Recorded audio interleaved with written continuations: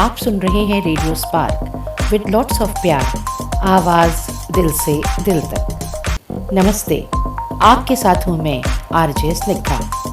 स्वागत करती हूँ आपका अपने कार्यक्रम में। हम जुड़ते हैं आपसे हर बार बिना फ्रीक्वेंसी, बिना मीटर के लगातार। साथियों, यूँ तो बरसात का मौसम चल रहा है, सावन भी शुरू हो गया है, बारिश भी झमाझम हो रही है और सड़कों का हाल तो पूछिए ही मत। हर तरफ बेशुमार गड्ढे ही गड्ढे नज़र आ रहे हैं। कहीं सड़क धंस गई तो कहीं पुल ही टूट गया। ये तो हुई ज़मीनी हकीकत, पर अपने ब्रह्मांड और आसमान में अगर हम देखें तो वहाँ भी ब्लैक होल्स की भरमार है। आपने सुना और पढ़ा भी होगा इनके बारे में, पर ये बनते कैसे हैं ये सुनिए, आपको ज़रूर अच्छा लगेगा। ब्लैक होल ब्रह्मांड की सबसे रहस्यमय और आकर्षक खगोलीय पिंडों में से एक है। यह एक ऐसा स्थान होता है जहां गुरुत्वाकर्षण बल इतना अधिक होता है कि कोई भी वस्तु, यहाँ तक कि प्रकाश भी, उससे बच नहीं सकता। ब्लैक होल का अध्ययन खगोल विज्ञान और भौतिकी में अत्यंत महत्वपूर्ण माना जाता है, क्योंकि यह ब्रह्मांड की उत्पत्ति, संरचना और भविष्य को समझने में मदद करता है। ब्लैक होल की खोज और उसके सिद्धांतों ने विज्ञान की दुनिया में एक नया दृष्टिकोण प्रदान किया है। यह विषय जटिल ज़रूर है, लेकिन इसका महत्व और वैज्ञानिक योगदान बहुत गहरा है।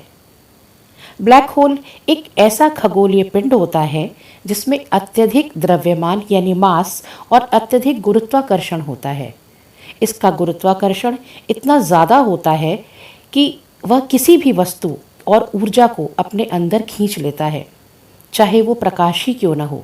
इसलिए इसे ब्लैक होल कहा जाता है, क्योंकि प्रकाश के अभाव में इसे हम देख नहीं सकते। ब्लैक होल को सीधे नहीं देखा जा सकता, लेकिन इसके आसपास के प्रभावों और विकिरणों के माध्यम से वैज्ञानिक इसकी उपस्थिति का अनुमान लगाते हैं। यह समय और स्थान को विकृत कर सकता है और पास की वस्तुओं की गति और दिशा को भी बदल देता है। ब्लैक होल बनने की प्रक्रिया बहुत कठिन लेकिन रोचक होती है। जब कोई बड़ा तारा यानी मैसिव स्टार अपने जीवन के अंतिम चरण में पहुंचता है, तो उसमें हाइड्रोजन और हीलियम के परमाणु संलयन की प्रक्रिया, न्यूक्लियर फ्यूजन, रुक जाता है, जिसके कारण तारे का संतुलन टूट जाता है और वह अपने ही गुरुत्व बल के कारण सिकुड़ने लगता है। यह सिकुड़न इतनी तीव्र होती है, इतनी तेजी से होती है कि तारा एक अत्यंत घने बिंदु में परिवर्तित हो जाता है, जिसे सिंगुलैरिटी कहते हैं। इस बिंदु के चारों ओर एक सीमांत क्षेत्र होता है जिसे इवेंट होराइजन कहते हैं। यह वो सीमा होती है जहां से कोई भी वस्तु और सूचना बाहर नहीं निकल सकती। ब्लैक होल को उसके द्रव्यमान के आधार पर हम लगभग 3 भागों में बांट सकते हैं, जिसमें पहला है प्राथमिक ब्लैक होल यानी प्रीमॉर्डियल ब्लैक होल्स। यह ब्रह्मांड की उत्पत्ति के समय बने अत्यंत छोटे ब्लैक होल होते हैं और इनका आकार परमाणु जितना छोटा, लेकिन द्रव्यमान एक बड़े पर्वत के बराबर हो सकता है। दूसरा होता है तारकीय ब्लैक होल यानी स्टेलर ब्लैक होल्स। ये सबसे सामान्य प्रकार का ब्लैक होल होता है जो बड़े तारों के अंत में बनते हैं और इनका द्रव्यमान हमारे सूरज से 3 से 10 गुना तक ज़्यादा हो सकता है। और तीसरा है महावैश्विक ब्लैक होल यानी super massive black holes.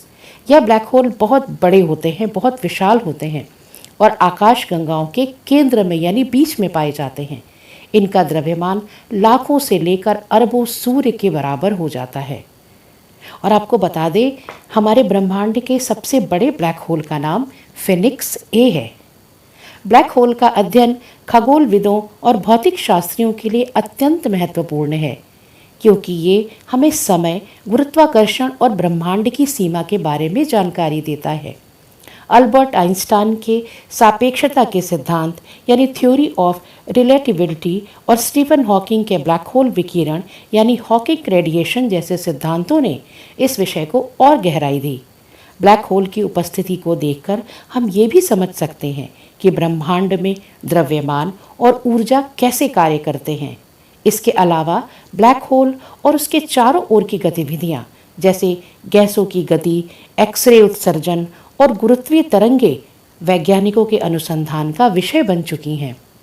Black hole आज के वैज्ञानिक युग का एक अद्भुत रहस्य है जो हमें ब्रह्मांड के रहस्यों से परिचित कराता है। जहां एक ओर ये विनाशकारी लगते हैं, वहीं दूसरी ओर ये विज्ञान की प्रगति और खोज की दिशा में अपनी महत्वपूर्ण भूमिका भी निभाते हैं। ब्लैक होल का अध्ययन न केवल खगोल विज्ञान में बल्कि आधुनिक भौतिकी, अंतरिक्ष विज्ञान और समय की प्रकृति को समझने में बहुत सहायक है। ये कहना गलत नहीं होगा कि ब्लैक होल भविष्य में वैज्ञानिक अनुसंधान और अंतरिक्ष यात्राओं के नए द्वार खोल सकते हैं। इनकी खोज और अध्ययन से न केवल हमारी वैज्ञानिक सोच विकसित होती है, बल्कि हम ब्रह्मांड के अनंत रहस्यों को सुलझाने के और भी निकट पहुंच जाते हैं। दोस्तों, उम्मीद करती हूँ कि आपको ये जानकारी ज़रूर अच्छी लगी होगी। आपको हमारे कार्यक्रम में क्या अच्छा लगता है और क्या हम इसमें और ऐड कर सकते हैं, ये हमें ज़रूर बताइए। हमें आपके कमेंट्स का बेसब्री से इंतज़ार रहेगा। तो लाइक और सब्सक्राइब कीजिए रेडियो स्पार्क। होगी आपसे फिर मुलाकात। तब तक के लिए नमस्कार, बाय बाय।